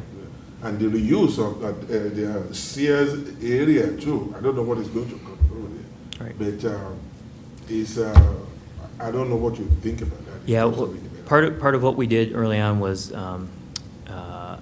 sort of in between the completion of the market analysis and really kind of starting of this vision planning processes, we compiled a whole bunch of different case studies, national case studies for what other communities are doing related to regional malls. And so ultimately, some of those case studies will show up as part of the final document, the ones that we think probably are the most relevant. But we had a lot of robust conversation within the context of the steering committee about what the future of retail is and what the future of this mall is. And so throughout the document, we talk about, you know, what the future of retail is, and that we see, we don't entirely see the mall going away as part of this planning process. If we are in Canada or in Europe, you see developers that come in, buy these regional malls and scrape it and develop the whole thing. That's not very common in the United States. And so a lot of what you're seeing, especially in our market, is that you'll start to see developments pop up at the edges of the mall. You'll start to see public institutions like libraries and things like that start to relocate into the mall. I think that's going to happen as part of Southdale now. And so all those things will be highlighted as potential opportunities within the document. And we also see that, you know, we all know that retail is changing. We all know that, I don't know the exact statistics, but, you know, 20% of all purchases now are online. But we're also seeing, you know, some of these major online retailers are now shifting and building brick and mortar stores. And so the intent is that this plan stays adaptable and flexible to allow for current retailers within the district, if a site gets redeveloped, that they could potentially stay within the district, but they just relocate, but then also allow for future shifts in what will happen with retail. So what's your impression about Macy's and JCPenney not returning emails? They are major anchors in the mall. Well, I think that's pretty typical. So in doing redevelopment planning for other regional malls, we were not surprised that we didn't hear back from them. You know, I think both of those retailers are you know, they're also struggling. You know, I think Macy's is closing stores, JCPenney is closing stores. So the long-term, it's really hard to predict where they're at because obviously we weren't able to have conversations with them. But if they were to close, I would say that there are large development companies out there that, especially a lot of the large development companies that own malls, now not necessarily Washington Prime Group, but they see that as actually a positive.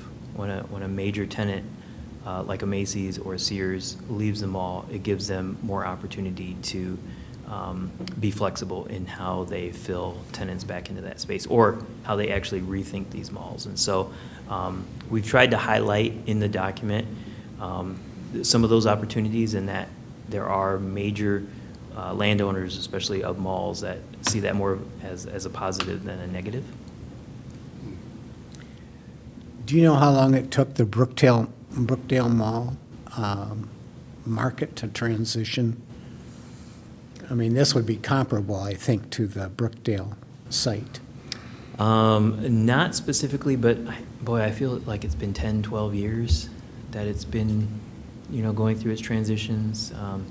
Ridgedale is probably about the same time, and, you're starting to see a lot of housing at Ridgedale now, and then obviously Southdale is probably one of the malls that you've seen the biggest change. There's just a lot of development that's happened there, a lot of large-scale development. But it's a different part of the region. It's got a different market. But we do see a lot of advantages for this mall. We hear a lot about the fact that it's the most northeasterly mall in the region. It's got great highway access. It's got a pretty strong local and regional base. And so those are all positive things moving forward. And I think the hope is that this plan can just provide enough flexibility for the city to be able to be adaptable when different types of uses want to come in and relocate. Because I think once you get your first development, whether it's mixed use or residential, it'll be a pretty dramatic change in that area. And so we are hopeful, I think based on a lot of the conversations that we've had with the major landowners, and I think a lot of the conversations that staff had, follow-up conversations, that people are looking at developing in this district now. So we're hopeful that maybe in the short term, the city will see something.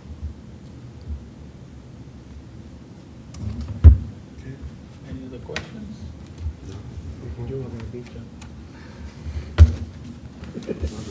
Thank you for the update. Well, thank you very much. Appreciate it.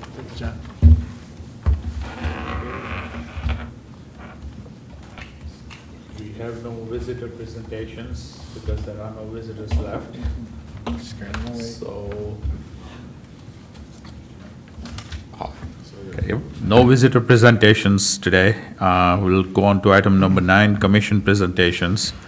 June 10, 2019, City Council meeting, public vacation resolution and the conditional use permit for Maplewood Moose Lodge.